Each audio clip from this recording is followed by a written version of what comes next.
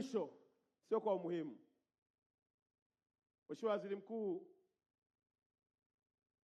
taifa letu tumempoteza baba yetu kipenzi, mzee wetu Kardinali Pengo. Mzee huyu ametumika kwa miaka mingi katika taifa letu. Mimi nimemfahamu akiwa kwenye nafasi ya ukardinali, lakini ni mtu mnyenyekevu sana. Alitukumbatia watu wa dini zote bila kubagua, na alituhudumia kiroho, mimi nikiwa shahidi.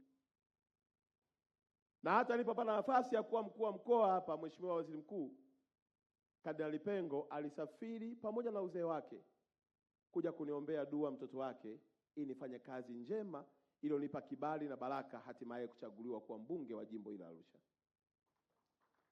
Kwa unyenyekevu mkubwa ninaomba dakika moja tumkumbuke mzee wangu huyu, ili Mungu akamlipe mema mengi aliyoyafanya hapa duniani, ya kuwaunganisha watu wala sio kuwatenganisha, ya kuwapatanisha watu wala sio kuwafarakanisha, na hatimaye tunaiona Tanzania moja, na wala hatukujali dini zetu wala kabila zetu wala vyama vyetu. Tulimkimbilia kama baba na mwalimu wa kweli wa taifa letu.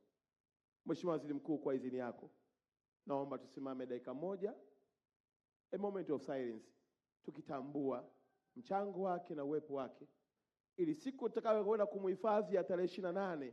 Na nakushukuru sana Mheshimiwa Waziri Mkuu kwa kunipa ruhusa ya kwenda kumzika baba yetu Kardinali Pengo, ili tutakapoenda kumhifadhi basi uko mbinguni akazisikie pia dua za wananchi wa jimbo la Arusha mjini, wakiukumbuka wema wake na kumlilia, ili Mungu akampe heri katika maisha yake ya huko dunia.